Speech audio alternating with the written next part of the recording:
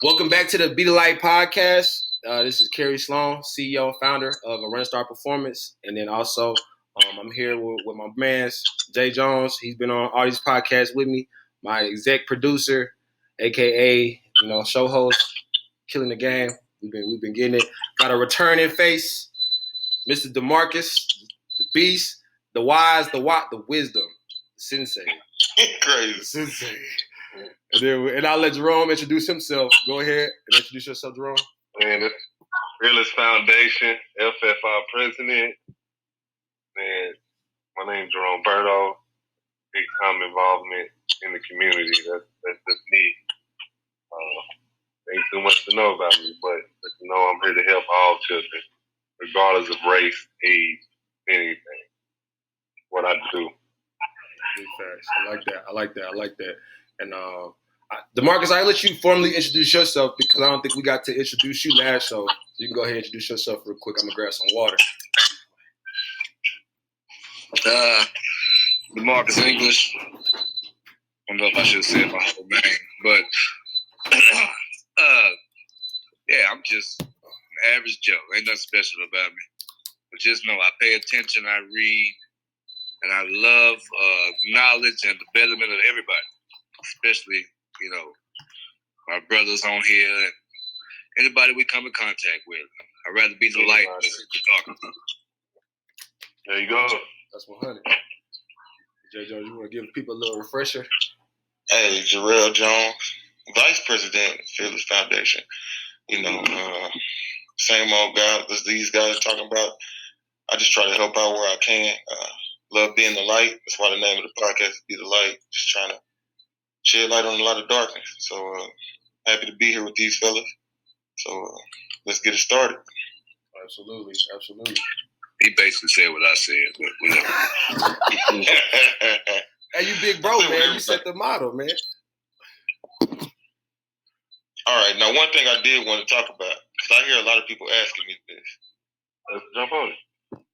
Well, first and foremost, Jerome, a lot of people ask me how to start a nonprofit. Everybody asks me, what's the steps you took? And I said, hey, I didn't really start it. The president started it. So I want you to tell people the steps you took, how you did it, just kind of give them the game right now. Well, the first thing I did, now y'all got to know, like Google research. The media is one of the number one things that you can use. Reading. I just went on just step by step on how to start a foundation. And it's going to tell you, you can go like LegalZoom way. But I got this actually from Dmarques.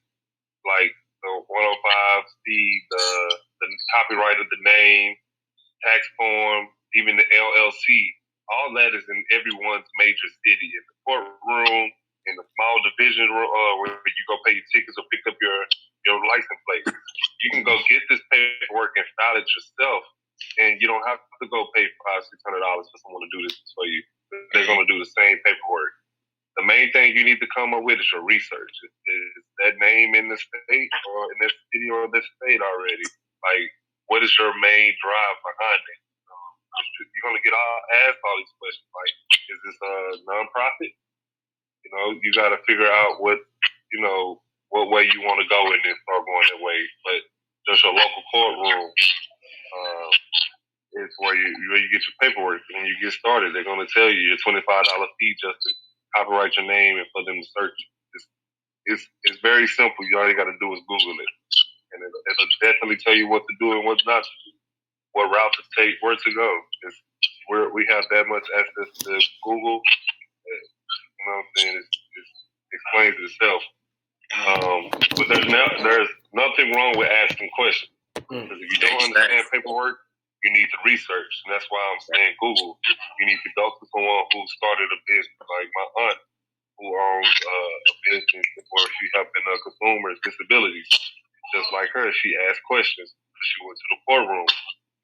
The main thing is that you can go ask a friend, but the courtroom knows the legal part of it. If I do this, what's going to happen if I do or do not do that? So you need to ask the questions. That's why you go to these small division courtrooms. That's why you Google. That's why you do your research. That's why you ask multiple questions. But there's really to get it started, save you some money because you got to spend money to get it started. It might not be a lot of money at once, but $25 here, $50 here, $75 here, $100 here, add up.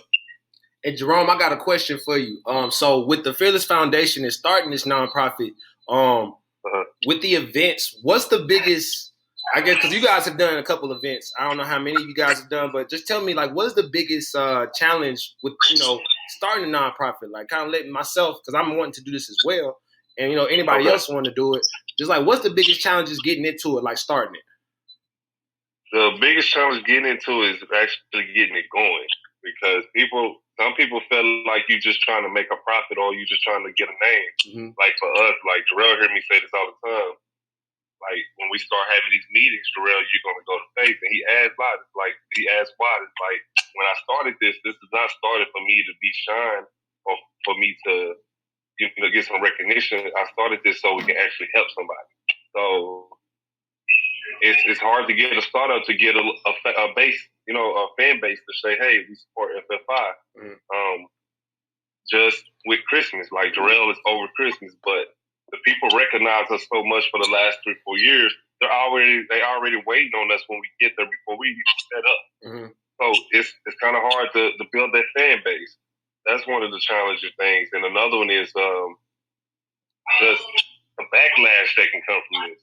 Being careful on the backlash. Making sure you have enough, just the correct amount for boys and girls, so no gender feel left out. It's the little small stuff, you know what I'm saying? That kind of make it challenging, but it's patience. Most of it is just patience. Okay. I can add in on that because I remember when we first did the Christmas event, I was saying what we were going to do, and it was like we started off at 10 o'clock, and nobody. Dmarques crazy. I see him too. But nobody. It took about an hour and a half for people to come up there.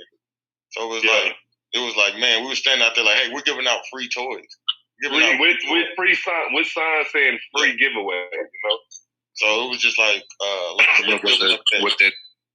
with that dog mentality of most people, they always want to know, like, okay, it's free. What is the catch? Yeah. There you go. Mm-hmm. What we got to do? What we got to give is like, where's that foundation that don't do that? Like, that's sad too, man. That's sad. It's supposed that is bad because we get that all the time. Like, what we got to do? Show our driver's license? It's like, no, just have your children with you. Here you go. Like we had some people. One of them, they stopped Jerell too. Jerell, you remember this? His son started acting up by the time he got to the car wash on Forest Drive here in Fort Worth, and he made his family walk back because that was the only thing he was going to get for Christmas. Man. You know what I'm saying? That's something hard to deal with because now we got to watch this child walk off. It's a good thing, but it's like, man, can we give more if we have the funding? Like, it's hard not having the funding, the more money to even help that kid. Like, I wish we could have went and got the kid 5 more toys. Even though his sister was 16, we could have helped the sister get something. Like, that's kind of something hard to deal with because we're doing as much as we can. You know what I'm saying? Trying to get them out as fast as we can. Get everybody to donate to show that we're not trying to just make money off of it. Right. But if you actually get this money to us, like, any money come to us, and trust is another big thing in this. And it's going to probably be hard with a lot of people, but Jerell know I trust them. So when it's time for the money, here you go, Jerell. Here you go, Jerell. They donate $20. Here you go, Jerell. Like, you got to have a team that you trust more than anything. And I know trust is like a hard one, like, but that's just what it is. If you're gonna have a partner, you gotta trust that partner. You know what I'm saying? Right. And to go into that, man, I think is beautiful to see brothers doing stuff like this, man. That's why when Jerell first told me about it when we was working together at Hard Simmons as GAs, I was like really shocked because it was like, man, it's like y'all doing something that I've always thought about doing. But y'all actually on the ground making it happen. And I didn't think Cass was really out here just trying to help people and not get monetary gain. I didn't think that really was happening like that. I hadn't heard of it. So like when he told me that, I was like, man, that's like when I was like, this dude's solid. And then I was like, I need to meet you and kind of hear how y'all been going about this, because that's really, I think that's what, to me, as a believer, I believe that's why God put us on this earth, to be able to do stuff like that. Yeah. You know what I'm saying? Because there's nothing wrong with reaching back. See, the obstacle is getting out of the lower poor neighborhoods to reach back. Is to get out, and if you can reach back and help, reach back and help. Right. Like, what is, like, I'm not trying to just do race, but in the white race where they help each other and they say, hey, this is how you do it, go to college, boom, boom, boom. Where we most of the time don't teach our children that in our communities. And this can be the point where some of us turn back and say, hey, it really doesn't matter if you're white, black, or not. I can reach back and teach you this in heaven. Right. You know? Right. It doesn't matter. Like, I can give you this. I can help you with this. Like, I don't know how many times me and Jerell done be walking out and random kids be there and he be like, hey, you got $10? Give me the $10. Sure. Here y'all go. Hey, Jerell, let's buy this extra talk. Like, I can't tell you how many times we sat in Walmart in 4 or 5 years for 4 or 5 hours pushing baskets to Walmart. You know what I'm saying? Like, Dmarques, come pick us up in the truck. Like, I think me, Dmarques, and Jerell rode around for 2 hours picking up toys, picking up bikes. Me and Jerell getting up at 6 in the morning, going to the first thing to get these bikes. My wife running around, like, it's a commitment. It's like I said, it goes back to trust to make sure someone's going to help you. Yeah. You know what I'm saying? Because you're going to, like, I had to learn being a president. Like, I got to count on other people to help. You know what I'm saying? Even though I think I can do it all, I can't. Yep. You know, like, my wife's a big support system. J. Jones showed right on the board, and I didn't even present nothing to him yet. Dmarques, okay, let's do it. What you want to do next? Do this, do that. So it's like, you got to have a support system, but there's nothing wrong with always reaching back to show somebody that, hey, this is where I came from, and I'm doing this, and I'm helping. So it's okay for you to do the same thing. That's one thing that I've been around since the inception of the Fearless Foundation. And it's one thing I think that we've all have learned.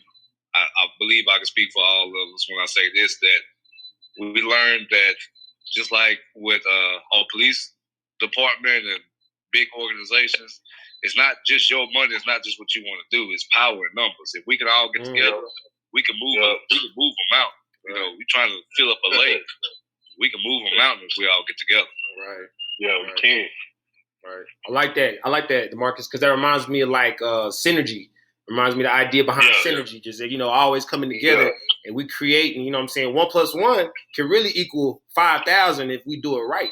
You know what I'm saying? If you keep adding it up, it'll get there eventually. It'll get there. So, and I want to show the people just what y'all doing a little bit. So I'm gonna share my screen just to kind of show a little visual of what y'all got going on. So right here, you got Jerome, you got J. Jones right here with the kids.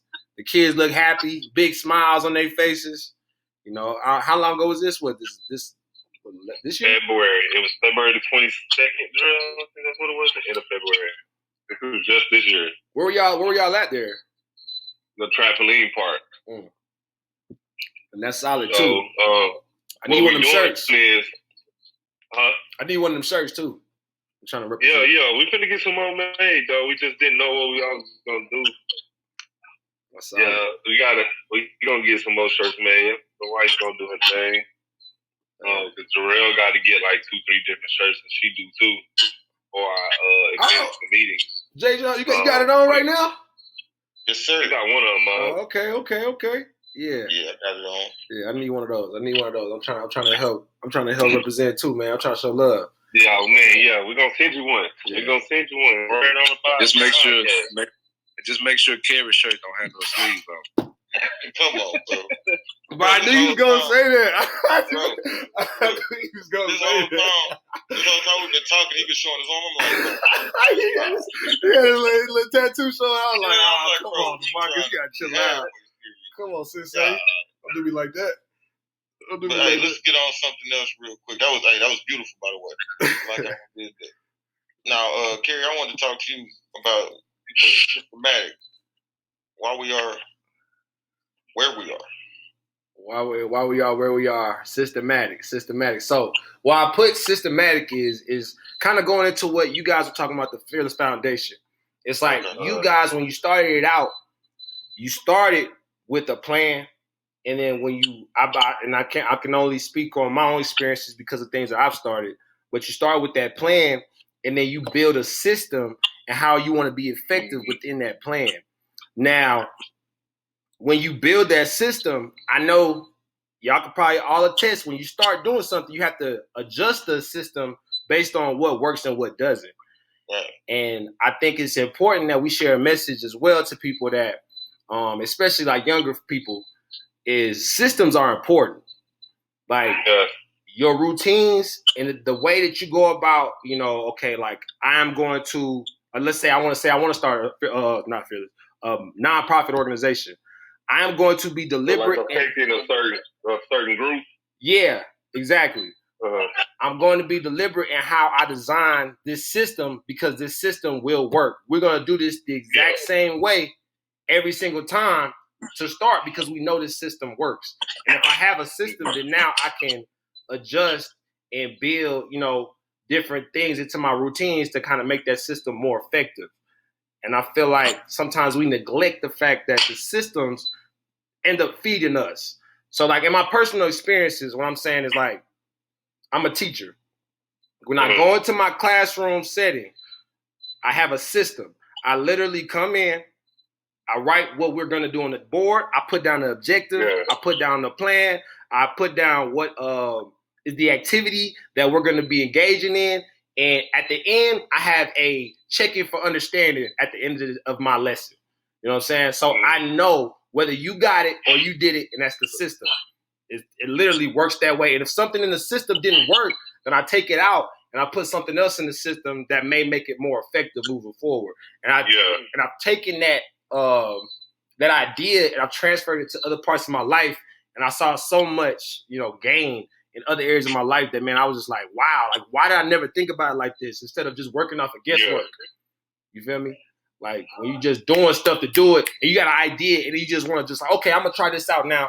And then you do it and then fall flat and then you just start just doing different stuff. You quit because you never had a plan. The system, if you have a system in place that you know how to deviate and you can keep the framework, but just move things and put other things back in and take things out. So I just want to let y'all speak on that a little bit because I'm now a system guy. I believe in it. Like I believe in having a system for everything. So I'm going to let y'all touch on that. Dmarques, what you I'll go ahead, J. Jones. No, Dmarques, you about to say something. That goes back. I put it in the parallel, sports parallel. Most of us play football, so we know this. But a coach taught me, just to go along with what Kerry is saying, and to put it in layman's terms, adjust, adapt, and overcome. Yeah. So you whatever move, like he said when he's talking about the kids in the school and whatever, like whatever you have to do to adjust so that you can adapt to that adjustment. And once you get to where you know where you got to go, the only thing left is to overcome it. Mm-hmm. So that's adjust, adapt, and overcome.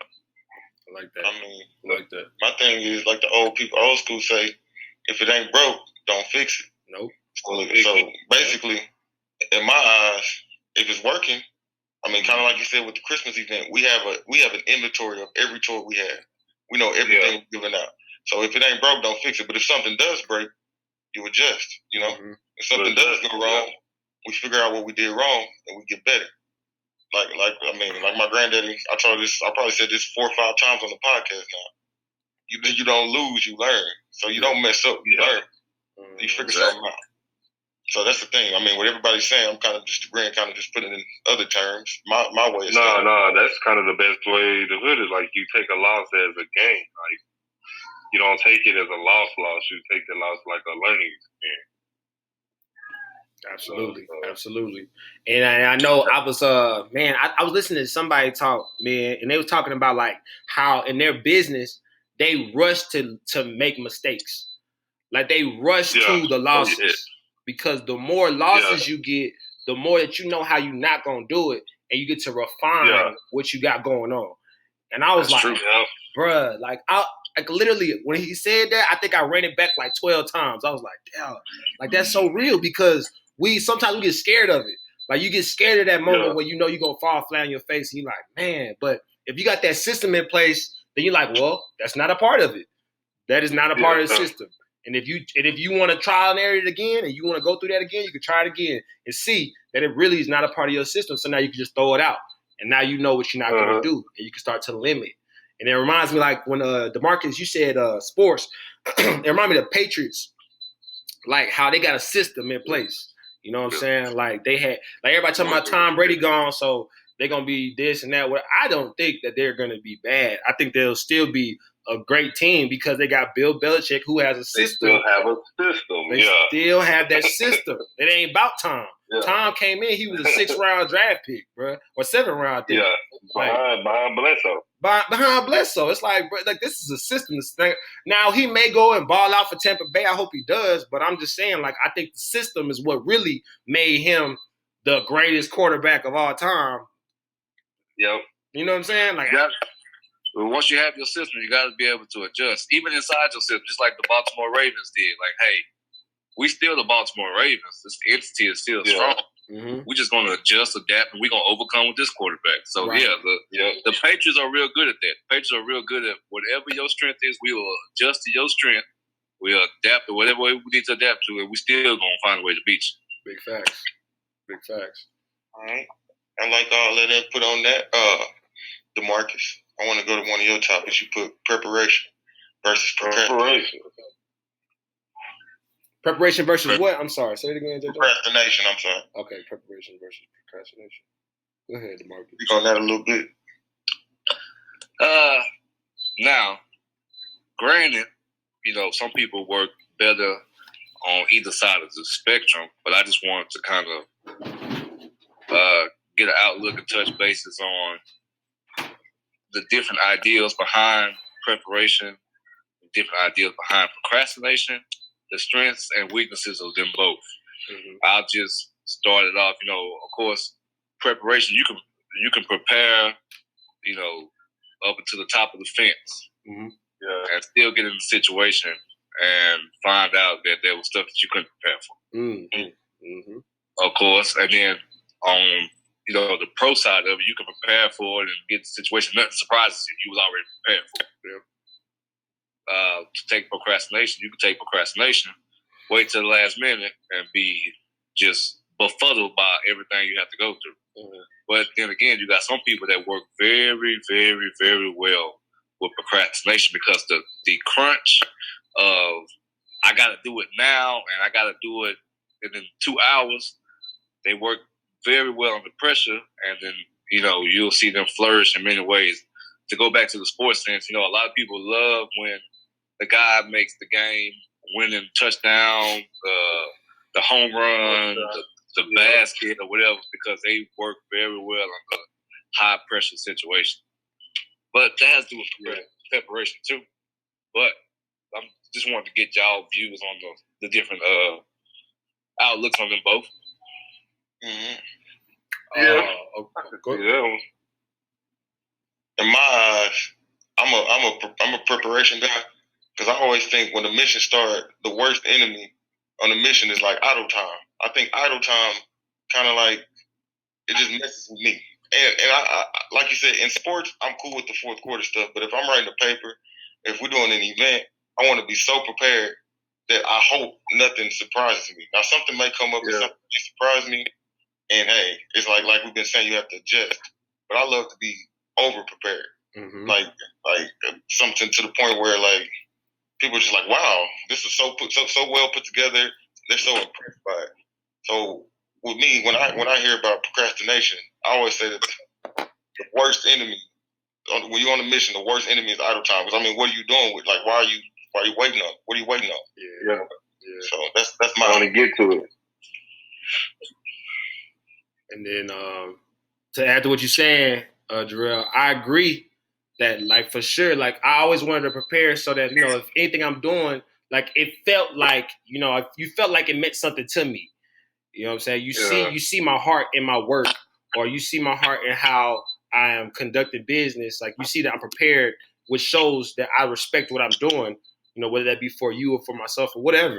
And then also, to me, the preparation it helps me not hit that real low point, like where like if I know if I prepare for it and like all right, so I'll tell you this. I heard this quote, right? So the quote I heard was all men are created equal, but some men just work harder in the off season. You know what I'm saying? The preseason. Yeah. And that's what I think about. Like, it's like, man, like the only way I could get to the game, which will be, you know, whatever is my game, whatever is my event, because I was a former athlete, so I see everything like an athlete still. Whatever is my game, when I get there, the only way I could really perform, I perform in the preseason. Like, I do not get to the game and start balling. Like, I can't just turn it on. Like, even these clutch performers like Dmarques is talking about, these cats going back to the gym, you know what I'm saying? Like the months and months before they even got to the game, these cats put that shot up. Kobe put that shot up 1,000,000 times. Like he done put that shot up so much, he closed his eyes and hit it in his sleep. It's nothing. Like the clutch moment doesn't matter. Like it don't matter when you get there. It's what you did before you got there. It literally just played itself out. Even if it doesn't go as planned, because I prepared so much. Now it's just like, dude, even if it goes wrong, I can recreate it. It's like nothing. Like I don't need 10 seconds to score a bucket. I only need one because I done shot it so many times that it's man, I let it go. It's whatever. Curry, let's go. Let's get back on defense. You know what I'm saying? It's nothing. Yeah. So to me, that's how I see it. Like it's like all men are created equal, but some men just work harder in the preseason. I actually got that written on my mirror, dog. Like when I like go into my bathroom, that's what I see. When I start getting lazy. I look at my mirror, I'll be like, man, I ain't there yet, wherever I'm going, but I got to get ready for it now. So that's kind of how I take it. Damn, sleeves ain't there yet. Bro, let me make it, bro. Let me make it. It's hot out here. El Paso, 99 degrees at night, Dmarques. You need to come out here, bro. But Jerome, what you got? What you got, Jerome? Your head is over there pondering. You got something over there, Jerome. What you got? Man, I can't stop looking at the shirt without the sleeves on. Now Jerome get it too now. No, Jerome, hey man, it's all good, man. It's promo. He over doing this. But y'all don't see Dmarques, every 2 minutes Dmarques go lift the shirt up. Y'all gotta let me make it. I wanted to talk to you about what you said about more funding for school projects, programs. Yeah. You know, can you elaborate on that? What you were thinking? Yeah, I can pull up my notes. So when I speak of like funding for programs, I mean like let's say sports, let's say scholarships, let's say certificates, like all of those could be helped by funding. So like actually, I'm gonna just give y'all some small percentages real quick if y'all don't mind. Oh, you good. So, not all African American boys get to go to college. You know, being that me and Jerell and Dmarques went to a all dominant black school, we know some friends right now that probably didn't, like guys wise, black men that didn't finish college or didn't go to college at all. So. Based on their background, right? Like, based on their background, right? Yeah, right. And it ain't just sometimes on their background. Like that could be a possibility too. But most of them get the mind frame from other people. Like I'm saying, back and help. Their parents don't explain to them like, yeah, college might be expensive, but this is what's going to help you. Like it's not explained sometimes because it wasn't explained to me. Right. You know. So, but I just happened to be around other people like Jerell. We knew Jerell like. Oh, Jerell can have his signing day. Jerell going his signing day. We know Jerell going to college. Well, you know what I'm saying? I want to go to college too. Like, that influence. Now let's think about the other people that did think like that. Now, if we had more funding, like there's a school in my old neighborhood college, a private school called Young Cat. Well, when these kids get out of school, if they don't go to college, they automatically go into a welding or CNC machining or something else. A trade. So even though they're not in their percentage of college or graduating, they're when they get out in their 6 to 18 months of their school, they're making 60,000, 70,000. You know, or let's say 50,000 average for a teacher. Like someone can get out of that school and do that same thing and make as much as a teacher do. Which even though we know teachers are underpaid, they still can get out and make equal what a teacher do. But a lot of schools like Everman, ODY, something like that, they don't get the funding to have those other programs to help someone when they leave and say, hey, look, go to this program here on West Fort Worth, and you can go there for 6 weeks and they're going to help you. Well, some of it is because of funding, like HBCUs. Yeah. Some of that's for HBCUs. And didn't they recently cut that? We related to sports. Let's just take it to sports. Well, 9 times out of 10, if a black man like us or in our neighborhood get a good at football, and LSU or UT or TCU come to them and have them say, hey, here's a scholarship. We'll give it to you for a ride. We're going to be like, yeah, let's do this. But when an HBCU do it, the mind frame is different. You know, sometimes it's not. Some of them can do it, but some of them can't do it like TCU. Some of them can't do it like UT. Mm-hmm. But guess what? If we can shift our black kid and start in the community and say, look, hey, you fund the Fearless Foundation, what can we do? Well, this mentoring program is going to help this black kid get into University of Memphis and just sent 3 to 5 students this year to the NFL. You know, this year in the draft. Some of them, 3 of them undrafted, but 2 of them drafted. Another one came out of, there's a guy coming out of Howard University going into the NBA draft.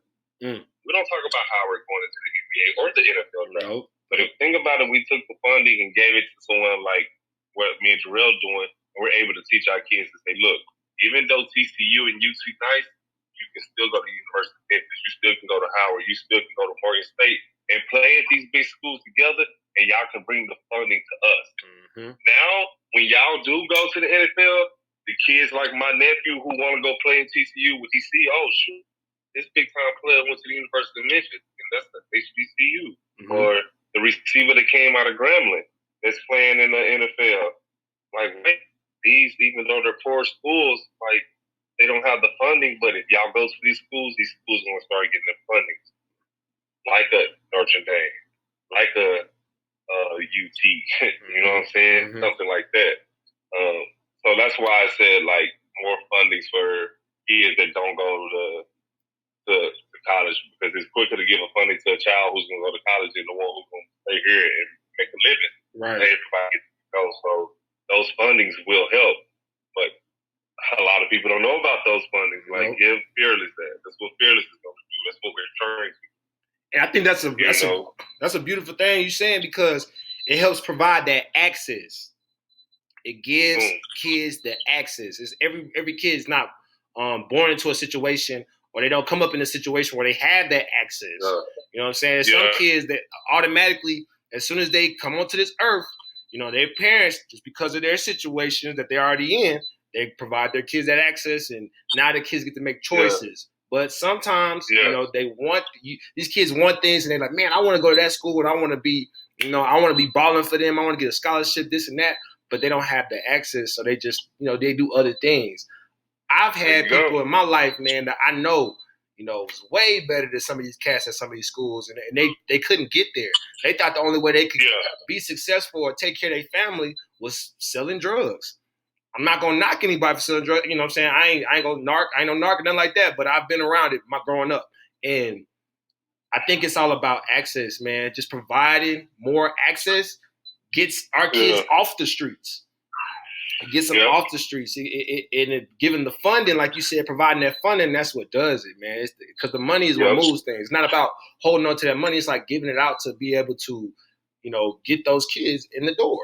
Get them in the door. That's what they need. Man. Because even going back when y'all was talking about, like, preparation, like, and Jerell, my witness, I tell him all the time, like, Jerell, man, you know, when we go to these meetings and stuff, you're going to be the face of Fearless. And he's like, no, you the president. It's not, because it's never no big time to me. And the reason why is because just to touch bases with the funding, like, when this money come in, Jerell, they're going to be handing this to you. You know what I'm saying? You're going to, when they come to us and say, hey, how are we going to, here's Jerell Jones, he can explain where this funding is going. See, where I want to be at is that, okay, why did you take this funding and ask for this funding? Well, guess what? I'm behind the scenes. So that problem that we was running into, that problem that we couldn't figure out, that's what I'm doing right now. Figuring out how that one child not being fed by the funding, if y'all giving $80,000 to each food bank. Why is that? It's still 1 out of 5 child not being fed. Well, guess what? I'm gonna figure out why. And Jerell got the funding now, so every one of that 1 child out of 5 not being fed, we're gonna be. Oh, so it's another 1 out of the 5 not being fed. Well, guess who got the funding? Mm-hmm. You know what I'm saying? So funding helps, but we got to get them to give it to us because it's there. Like America set aside so much money for people who are poor, for kids in our community, and they're just not releasing it. You know, and we got to fight harder for something that's really pretty much ours in a way. It's for the people. It's there for us. But funding can go so many ways because even some of my HBCUs almost been shut down, and they've been here since the early 1900s. Grambling went through it. TV went through it. TSU went through it. You know what's crazy though, Jerome? It's like they with all the Corona stuff that went to go on. I was reading something that said they cut funding. They cut that first. And that was the same funding that goes to the churches and it goes to any type of nonprofit organization. And it's like, why y'all cut that money first? Like, why don't y'all cut they didn't cut it for the liquor stores, though. That's crazy. That's crazy. It's like, where's our priorities lie? It's like it's a big money machine. It's like everybody's so money hungry, you know, for the for-profit stuff. They're just like, okay, let's cut the nonprofit because that's the money that's going to, you know, like where is that money really going? Like, you know what I'm saying? So let's cut the lid off of that first. And it's just let's cut it out. Let's get the fund. Let's fund something there where they can make their money, but we still can hit them from the IRS. You're not really hitting on the profit with the IRS because it's just a write-off. But if it's just getting your funding back, and that's what's going on with that. Like, look at. Let's just take TCU. I'm a TCU fan, but let's take TCU. Look at their community. When you look at their community, you're like, oh, this is nice. But when we go look at Grambling or TSU community around the schools, what does it look? TCU funds their community. The school does. The homes around it, the street, stores, just different places. The dentist office. Like, think about how all that look around there from funding in that area compared to like Prairie View. Have you ever been in Prairie View? Have you ever been in TSU? Look around. Now, what if all our black athlete top 4 or 5 recruits all go to these schools? Where are they going to send this money to? Because the money that y'all really making off these young black men catching the ball or running the ball or just anything, like you said, taking that last shot to put y'all at number 1. They like, okay, that's the school. Let's get them that money. Y'all making more money. We can buy y'all new jerseys and new shoes. Well, guess what? That funding that you're just giving away just because they went to a bowl game, there's this kid over here that haven't been fed yet. Yeah. Let's figure out a way to get him fed. You're going to profit. You're going to profit off that man for making that buzzer beater. Yeah, that's sad. That's really sad. So I want to add to that. A funding can go so many ways, man. Go ahead, Dmarques. Jones Brothers. What was that? I said, y'all want to add to that Jones and Jones law firm? Jones and Jones law firm. Dmarques was about to say something. Go ahead, my dad. I can talk for myself. 95%. I read this. I believe this to be true. 95%. I'm finna play devil's advocate with you just a little bit, Jerome, just to kind of see where you stand on. 95% of all decisions are made off of money, right? If I have a kid, and this is where we lose it at because of I want to say education. If y'all agree, y'all agree. And I know we kind of staying too long on this topic, but no, we good. We good. If my kid has a chance to go to Howard, and believe me, every kid that could go to UT, Miami, Notre Dame, whatever, can go to Howard. If my kid has a chance to go to Howard, and then UT comes along, even TCU, they come along and give me the same offer. Like I said, 95% of the decisions are based off money. I'm gonna look at the more prestigious school and be like, oh, this school was more prestigious. I have more opportunities. My kid has a broader chance of being exposed to more things than to go to Howard. So, believe me, I understand what you're saying, but how do we change that mindset of, I understand that, but we got to start somewhere. They got to start somewhere. But a top athlete goes to Howard, they're gonna look at him like, well, did Howard pay you? Now they're gonna be looking at Howard like, what did they do to get you? Right. That's true. We just got to do what they do. We got to recruit. We got to show them. We got to and that's what I'm meaning. Like my nephew, me and Jerell talk about him. Like he talk about. I mess with Jerell all the time about going to TCU, but I'm also talking to him like, look, one day, what if you don't go to the NFL? You got to get a degree. Mm-hmm. Well, with that even being said and going on what you're saying, like going to Howard, if you go to Howard, that means you just went to HBCU. If you can Google it. All three of y'all can Google it right now. In the last 2 or 3 years or something like that, a lot of HBCU students have been getting better jobs in the schools than people have been going to the Ivy League. Mm-hmm. And the percentage is starting to change. You know what I'm saying? Now there's social media. A lot of black kids are like, hey, I can go to PV. I can go to Howard. I can go to Grambling and get a good degree, but I can be around my people. But that's more of now sitting down and talking to them and doing research. Because if you're a top athlete and you're a 5-star or 4-star or 3-star recruit and you start doing this, other kids going to catch their train. That's all it is. Yeah. We just got to speak like I haven't figured out the best way to get that train going towards that way, but there's a way. You know what I'm saying? I think it's education, man, because that's when I said 95% of decisions are based off of money, and the other 5% is emotions and education. Yeah. It's just tough. It is. It's tough. It's like you grow up watching. No, bro. No, I'm saying you grow up watching on TV, like we saying exposure. You grow up watching. You grow up watching TCU play. You grow up watching these people because that's your dream school. You don't grow up watching play. So, like I said, maybe your parents, maybe something your parent, maybe your aunt, maybe an uncle, somewhere that went to a HBCU could say, hey, you know, here's another option. Now it's gonna be real hard. It's gonna be real hard to get a 5-star recruit to go to. I think personally, it'd be real hard to go to HBCU. I'm gonna add to that. Why? Go ahead. Why? Why? Because like Jerell said, you already on TV. Okay, Texas. We see UT on TV more than any other college. When Saturday come on, Saturday morning, Saturday afternoon, who are they talking about? UT. Yeah. You know what I'm saying? If we El Paso, they talking about UTEP. Mm-hmm. You know what I'm saying? So they're not sitting here saying, hey, Texas Southern is on TV. They're about to go play University of Houston, and it's about to be no. They're gonna talk about UT in Oklahoma. That's gonna be on every time a commercial come on. UT gonna be on there. TCU is gonna be on there. Even though TSU might have one of the biggest games of their season, they're not gonna put that on. They're not gonna televise that. So, like Jerell said, I agree with him so much. When I'm growing up thinking about basketball, I'm thinking about going to University of Tennessee or I'm thinking about playing at TCU. I'm talking about I want to be on TV too. But once again, it's going to take to say, hey, look, nephew, I know they look good, but guess what? Guess what University of Memphis just did? Guess what PV just did? Guess what TSU just did? There's 2 cornerbacks right now in the NFL that went to TSU. Well, I mean, hey, you still can go there regardless. Because you can go to TCU and be a 5-star recruit and not make the NFL. True. I want to add to that real quick, though, man, real quick. When I was in high school, and I think it's interesting that we're talking about this right now because when I was in high school coming up, I used to hear a lot about PV, actually.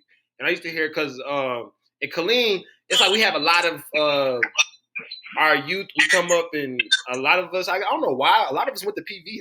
There's a lot of big PV community in Killeen. So I used to hear about PV a lot, and I used to watch HBCUs play on like ESPN3, ESPN2. I used to check them out. But I was so confused as to how HBCUs worked growing up. And I didn't really know. Like, I was like, did they give out scholarships? How's that work? They didn't even recruit me. Like, I wasn't like a big-time recruit, like a 2-star recruit coming out of high school. But no HBCUs was even, like, sending me letters. They wasn't hitting me up. It was like nobody was reaching out. And if I would have had one, that would have been my first option, to be honest, just because of how much I was hearing about it at that time. But they didn't even reach out to me. And I was getting letters from New Mexico State, I was getting letters from UTEP. I was getting letters from Texas Tech, Texas A&M. And those were the schools that I was getting the attention from. So I was like, okay, I guess that means I made it if I go to those schools then. Because these schools aren't reaching out to me. I wasn't getting that attention. I wasn't getting no TSU. Jackson. I wasn't getting no Jackson. I wasn't getting no Grambling. I wasn't getting none of that. And I was like, I don't even know nothing about this. So it was like, I would love to, but I don't know nothing about it. So I'll go with one of these other schools. That's how I saw it. And see, and that's where I want Phil to get to, the mentoring program. Like, I want to be the one to go say, all right, Jerell, look, you a coach. Hold up.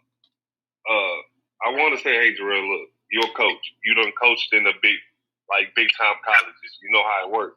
Now let's go talk to these HBCUs, and it don't even have to be per se a sport. Look, we got a young lady that's been around, and she's been like helping the community doing all this. Did y'all help her get a scholarship? Did you tell her about coming to y'all school at HBCU? You know what I'm saying? For them to come, hey, we got 10 kids down here that all made, I don't know, 8 honor rolls all senior year, made nothing. Hey, can y'all come possibly get them academic scholarship? Hey, we got a 3-star group.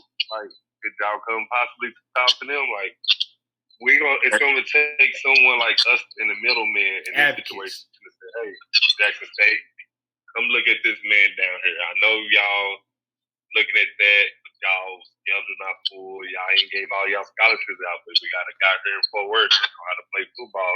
But we got a young lady here who did good in chemistry class and made all hundreds. But University of Memphis, one of y'all biggest things there is chemistry. So hey, guess what?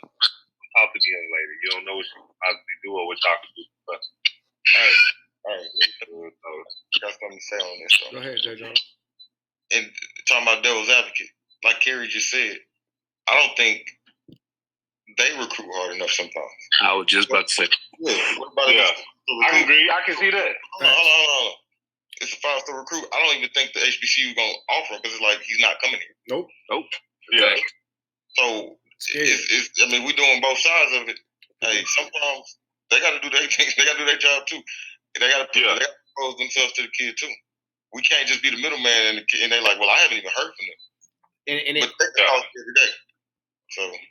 And then to go what y'all was saying as well, a lot of times HBCUs seem to, it's like my daddy went here, my mama went here, so then they go to those kids. Yep, exactly. And that's who they bring in. That's how they stay alive. That's how they stay alive, really. Mm-hmm. That's who they bring in. And that's why I never got that. Because my mama and my daddy didn't go to HBCU. My daddy went to a predominantly white institution in Chicago. My mama from Jamaica, so she ain't got no college education. So I didn't get that opportunity to We're not be saying that Jamaicans are dumb. No. But I'm just saying, though, she just didn't go to college, though. So I didn't You just saying the opportunity wasn't there like it was in America. Yeah, I didn't have the access to go to a black college because I didn't have the black college connection. Yeah. My environment was a military community, so only thing I knew was PV from my friends that went to PV, and when they threw parties as in our area, and I went and saw the PV party. That is the underlining sad thing that PV is known for. PV known for parties. They know for parties. The parties was jumping. Right. I done been the parties should be crazy. I used to go. Shout out to you. But also, it's up to the parents too, because what about the kids? Like, we got a friend, I'm not gonna put his name out there, who parents were willing to look, we'll fund your college, your boarding, your room and boarding, your vehicle. Like, sometimes it could be on the parents because, like, I know once me and my wife have a child, we're gonna be like, look, I know you might not behave. If you don't want to, here's an HBCU looking to do. So I talk about HBCUs to all these kids at our event. You know what I'm saying? Hey, look at the HBCU. Look at the HBCU. I was talking to my little cousin down at the horses this morning. She was like, yeah, I'm thinking about taking my ACT early. Like, do that. I also look at an HBCU because you can get a degree. It might not be Ivy League, but you still can get the same job. Because people look at my wife and be like, how did you get on in Mansfield? What college did you go to? And when she tell them, they be like, what? Like, are you serious? We've been trying to get in Mansfield the last 2-3 years, and you went to an HBCU. One girl did my wife like that, and she went to Tech, which they had one of the biggest teacher programs in Texas. Yeah, that's what they're known for. Yeah. And she was mad. Like, how did you get into Mansfield District? Yeah. Well, yeah. All right. Well, yeah, we spent a lot of time on that topic. That topic was good. That, though. What I wanted to, we got one more topic. It's been about an hour long. Yeah. We could snip and cut how we do it. I mean, we can go over. That's fine. That's fine. That's true. That's true. We can. You muted yourself, bro. Okay. My bad. It was my door was being opened. Golly. But yeah, another topic I want to kind of speak of is kind of. I mean, we were there a little bit, but I want to see what y'all had some ideas. Even though we're kind of opening up a couple states and everything, but just positive outlets for children, like anything y'all could think of for like something they could do, like an idea to get them out the house or get them to read the book or just have an idea of to make it fun or to make it interesting for them. That's why I was telling you about the dog situation, the bully for the foundation, where a lot of kids don't know they have a problem. Like I had a problem reading out loud as a kid. Like a lot of my kids have a problem with it, and if we can get them some, like you saying, somehow to even read a little better, do some work, get out the house. Like the video game got our children. TV got adults too. Yeah, all of them. But you know how the best way to cut that is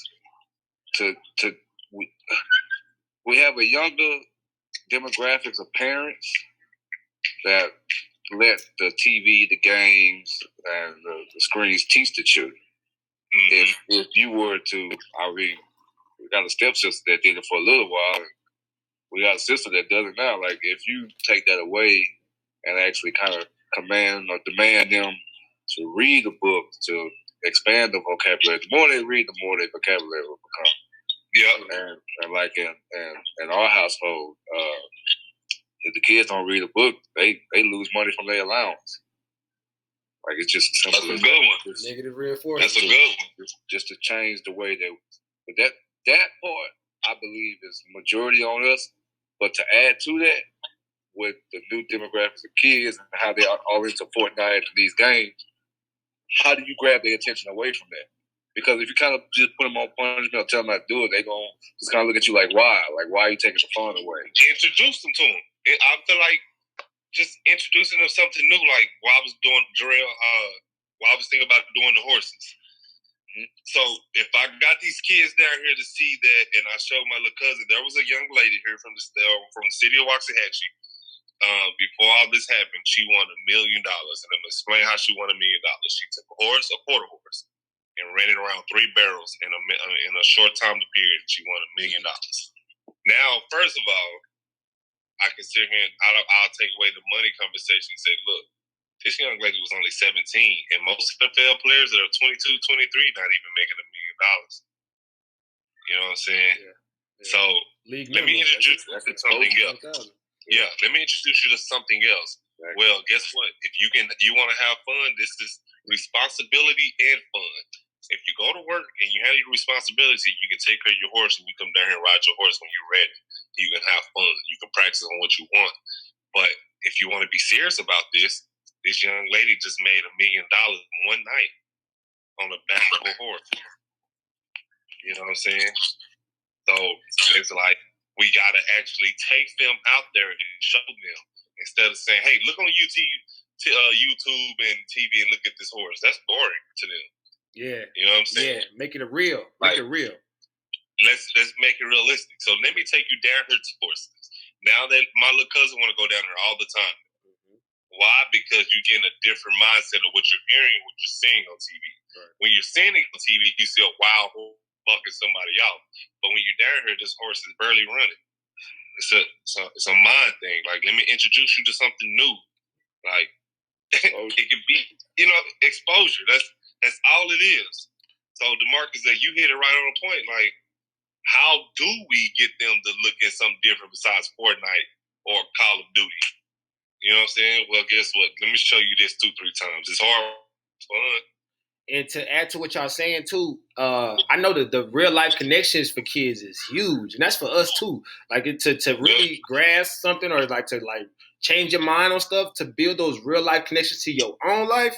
That's the most strong influence when you're trying to do that for kids. But then, we got a special kind of challenge right now with the whole coronavirus and social distancing, that we can't really do some of those things that really would make a huge impact.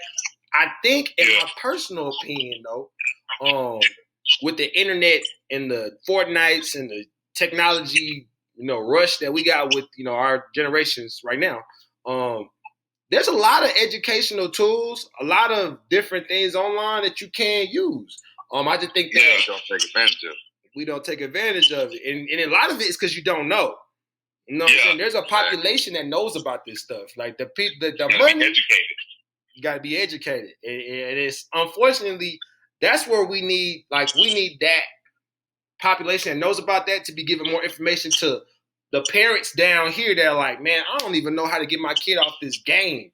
You know what I'm saying? If they would tell them how to get on the educational tools on that game, then it would take our kids to another level that's down here. You feel me? Because they own it anyway. They'll play the games. Like, they'll play these educational games if they know, like, okay, this is a game. I always play anyway. It's second nature. They used to it. Yeah. In my classroom, we got this thing called iStation. It's for like a reading software. You heard about iStation? Yeah, I know what iStation are. Yeah, so iStation is like a reading software game where they log their minutes, and they're like, some of my kids work 90 minutes a week, and they'll just be practicing reading, working on text fluency, working on reading comprehension, just different skills that help them build their vocabulary, as somebody was saying, and just kind of helping them gain those. So they win points, they win stuff, classrooms and stuff like that. Yeah, I've seen that before. My wife actually do it. That's how I learned about iStations. Right. Like, some kids kill it. Like, they get on there, they be like, yeah, let's do this.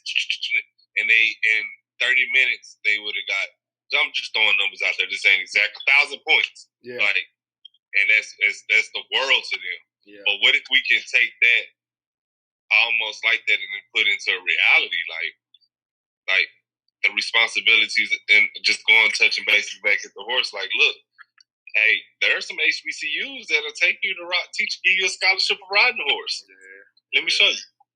Here you go. Yeah. Yeah. Like, that all goes back to positive reinforcement. I think positive reinforcement. That's you took the words right out of my brain. I think we have to celebrate our kids doing stuff. I think when they do something outside of playing the game, outside of watching Netflix all day, we need to let them know that they did good. Yeah. Yeah, you got to. Yeah. The last time we were on here, I read y'all an article where it was talking about like the difference in how'd it go? It was a question that we had, and it was why kids gravitate to sports and stuff, because their parents give them so much reinforcement, so much positive, so much congratulations, slapped on the head, they get congratulations, and then you get a report card with straight A's, like, hey, that's good, son, that's good. Yeah. You don't get the same celebration, not the same excitement, enthusiasm. He's not there. It's like, oh, good job, son. I'm proud of you. That goes to us too. Yeah. Because also feeding off you, Dmarques, like, some parents get there and be like, oh, I can't do this homework. Well, you got to sit down and try it, like, learn. Like, at the end of the day, yeah, it's different, but you're the parent. So guess what? You're quick to go put that child on that game. Mm-hmm. Sit them down and get Google and find out Google. Like, you can Google just about anything now. Mm-hmm. Google that. Yeah. Sit down and Google that with your child. Find a way to implement how this still can be fun and you do your work. Like, even I wish I'd have knew this as a kid. Like, A's and B's really do matter. You know what I'm saying? A's and B's really do matter, because what if you do blow your knee out in the game? This academic person who already got an academic scholarship for 5 years gonna be a surgeon, and they finna go make $500,000 a year. And you blew your knee out in college, and now you're at home trying to find a 9 to 5. Mm-hmm. You know what I'm saying? So if we gotta find ways to show them that, 85, 95% of us are in major sports, basketball and football, but we can also dominate this too if you want to. You know, you can be the next big time judge. You can be the next president. And somebody just showed us that even though he went to Harvard and played basketball, he still became the first black president of America. You know what I'm saying? So, like, I don't know. It's ways. We just gotta.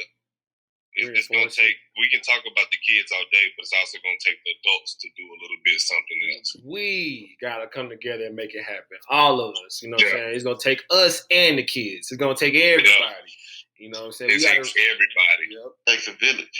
It takes a village. It takes a village. Yeah. They wouldn't lie because we gotta break a cycle. Someone gotta break the cycle. Someone can't just say all the time, like, oh, you ain't got to go to college. It's okay. Get your job. No. Go to college. Bye. Go live life. Go see the world. Go. You got to. Like, I got to push you out there because once you realize that you ain't realize that the world is not what you think it is, it's going to eat you up and chew you up and spit you right back out. Yep. And you ain't going to know what to do. Yep. But if I do help you, like Malcolm X, I like Malcolm X, but I respect his grandmother more because his grandmother once told him, like, look, you might be smart, but they're smarter because they already got the advantage of you. Go to school and get the tools, and then you can go fight. Yeah. You know what I'm saying? Now you can go into the courtrooms and be a lawyer. Now you can go and own a business and run a business the legitimate way, and make a profit and go build another, and now you can start your franchise. You know what I'm saying? So it's getting where most black people don't start a business and own it and get it running until our late 30s and late 40s, where some other race, their kids already were owning business at the age of 25. Yeah, I went to school with a guy at UNT who daddy gave him a hotel, and while he was at UNT, and his parents lived in another country. Bless. You know what I'm saying? It's up to us. You know what I'm saying? Yeah. It's up to us. Like India, look at how they do their kids. No, you're gonna read. One of my wife's parents, one of her student parents. Oh, can we get the extra work? It's like, well, it ain't due to Saturday. Well, we need the work for next week too, because he already done with the work Saturday. Culture. That's what we need. Culture. That's what we need. Yeah. Now, you don't get to play your games until the weekends. They're like that. Yeah. I don't want to say, let's be like their race. But, okay, we don't have to be exactly like their race, but we can implement their ways. Yeah. Now my child don't get to play the game until Saturdays and Sundays. And they might not get to it if they didn't do all their work for the week. Yeah, because it's priorities. You got to teach them priorities. This is not as important as this. You know what I'm saying? You're not going to... If you can figure out how to play these 10 games, you can figure out how to do these 10 problems. Yeah, absolutely. Because I got to get down here and show you how to play the games and turn it on, then I can get down here and show you how to do your ABCs and your 1, 2, 3s. Yep. You know what I'm saying? Like, this dude said ABCs and 1, 2, 3. I like when he did that too. Hey, for real though. That's for real though. I just wanted to put this out there. Yeah, I was trying to wait to do something. That's really. I mean, that's all races too. I'm just gonna put that out there. Yeah. It's going around everywhere. It's a lot of kids days, this generation, that are getting raised by the internet. And that's all races. So that's because it's the person. I was just using us. I wasn't really singling no race. You good. I was just reiterating. I was putting that out there. It's the perfect babysitter. They stay still. They watch the screen. They don't do it. I ain't got to deal with you for 4 hours because I'm gonna put you in the game because I don't want to go outside. Now get up and go outside, because if he make the NFL and he out on the TV, you're going to be running around all on the TV trying to enjoy it with him. Now get out there and go outside with him and let him exercise, because it's like it's going to take somebody to break that wall and turn that wall down and say, look, I'm going to change it a little bit. You're not going to play your game system every day. Yeah. I don't know. That wall going to be hard to break down because I'm prison. It's going to be, but it got to start somewhere. I know something like our kids, like Dmarques, I'm pretty sure you tell your son to read. You know what I'm saying? Yeah. I'm pretty, because knowing who you are, I'm pretty sure you tell your son, knowing who I am, Jerell, Kerry, I'm pretty sure you're going to be like that. now you got to read this book. You know what I'm saying? You're going to have to do this extra report. Like, you're going to have to do this. You're going to be able to do this game today. You know what I'm saying? So, it's got to go. It's got to start somewhere. All right. Well, you got anything to say? Kind of dominated that topic. What you got to say, Sloan? Yeah, we good on that one. I like that. We good on that one. We good on that one. Really, I mean, tell you the truth, we kind of already talked about the last topic. It was just more involvement in communities, and that's kind of what we kind of touched on that when we were talking about the nonprofit. It's just my big thing. My big thing on that is just new leaders. I just think we need just somebody to look up to. When I say more strong good leaders. Yeah, when I say more involvement in the community, I think somebody just needs somebody to look up to. Yeah. There you go. And, what are you doing? And he said they need a strong leader. Talking about the one without the sleeves. I was like, what are you pointing to? I was like, bro. That was a setup. Hey, it was definitely a setup. I should have known. That's why I was like, I didn't want to say nothing. I was like, don't say that. I was like, you didn't have to because he came clean off of it. He talking about the dude without the sleeves. Nah, and to add to what Jerell saying though, man, we doing this right now. This is what we need. We need us to come together and like just reach our hands out. Like Jerome kept saying, reach back. You know what I'm saying? Reach back and give. Because that's what it's all about. Like the strong leadership is being a servant. You know what I'm saying? Like we need to teach these kids and our peers that we can serve. That's what we're here for. We are here to serve, bro. Stop trying to get everything and hold it and hoard it. Because when you doing that, you only losing. That's all you doing is you losing. Yeah, you can't even hold it all. It's falling out. Like you can't even hold. You're supposed to be grabbing it and dishing it around so we can bless everybody. So everyone can learn. Educate them.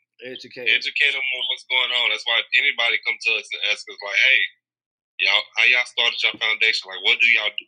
All right, here you go. I'll tell you. Right. Because even though I might be getting information, that still don't stop my work ethic. Like, I'm finna go hard. Like, Jerell will tell you, like, somebody come up and ask about the foundation, I'm finna go in. Yeah. It's all time. You ain't got to say nothing. Boom, boom, boom, boom, boom, boom, boom. Like, I'm going to give you all the information that you want. Oh, so now you want to talk about funding and what we do. Well, Jerell, go and close this out. Yeah. Because now that Jerell is the money man, now you see that you have the man that's talking about the foundation and information, and now you want the funding. There you go. Right. It's two different. I'm giving you two different points of view. Like, even though I'm the president, I still go help Jerell with his thing. Like, Jerell's top dog on this Christmas event, I'm here helping like if I'm the vice president now.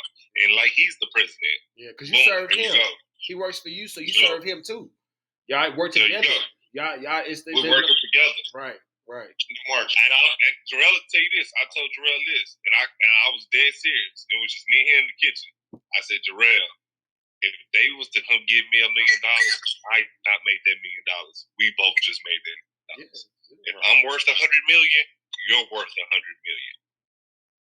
You know what I'm saying? Because the same backpack that I'm putting my back, the same bag I'm putting on my back is the same bag you're putting on. The same weights I'm picking up, the same weights you pick up. You know what I'm saying? You give money just like I give money. You hustle with this foundation just like I do. So we got, like I said, trust and help. Like, that's big. Yeah. And then I think just kind of in closing, I know we've been on a lot of different topics and we had a lot of great discussion. But I just want to know what y'all think about it a little bit. But when you're talking about people that they don't really see it like helping everybody. They kind of more so in their own finances. They're on their own. Everything about me. A little more self-centered because they're like, okay, I ain't got it like that, so I got to get mine first anyway. Like you talking about help. Like what? This ain't no charity or whatever. So I think if we shifted our mindsets as, more people, now I'm not going to say everybody because you can't change the world, but more people was on freedom versus like just straight finances, I think that would be the world of a difference, bro. Like that's I'm thinking about the money and think about the work. Right. Just the work. Like work grind, get yours to where you good, like in your life, like you have what you want. And then at that point, then now you can do more about helping other people. You could do more, like just get the freedom, bro. Because like if you working for money, you focus on money, you get money. But it's like you only gonna get so much money. Like it's like you're not gonna need all that money. You're not gonna need it. Yeah. You're not gonna need it. You don't have cash to have cash. Money's not even real. Not even real, bro. It's just And paper. if you ain't got the knowledge, I can take you to the mint right now. They make it every day. Money's not. Make it money is not every real. day. They cut it up, chop it up, burn it, make some more. Nah, So, man. yeah, I think this was good. I think this information needed to be said on all topics that we talked about. And I appreciate y'all getting on here, man. Man, I wish y'all the best with the Phillips Foundation for sure. I'm actually, like I said before, yep, show ahead, show the t-shirt. I'm trying to get mine jumping off. So I was telling Jerell before, like, man, when I get mine going, I want to work in concert on something, man. That's all I ask. You know, just let me work with y'all. Yeah, ain't nothing wrong with that. Yeah, let me work with y'all on something. And man, Dmarques bringing that sensei wisdom. You know, this dude. He doing that because you got your sleeves off. J. Jones, get your brother, bro. Like this dude. Hurry up and end it so I can look like I did a lot. Nope, I'm gonna keep it going till you stop. Nah, but Just know this is last time on here. that's it. He's done now. You. I'm gonna have to wait for about 3 months to get me on there. Nah, man. Chill out. Yeah, wow. But Yeah, nah. I think we got to do this again. We're gonna do we should do this one more time with some more people. Yeah. Like For the max. Nah, we Yeah. definitely gonna get it. where we can explain this. Like, look, y'all, like everybody needs to kind of get on this process. Like, more. Even though like Jerell didn't go to HBCU, he still can go talk to kids about college and the benefits of it. You know what I'm saying? That's how we built. That's how we coming. 100.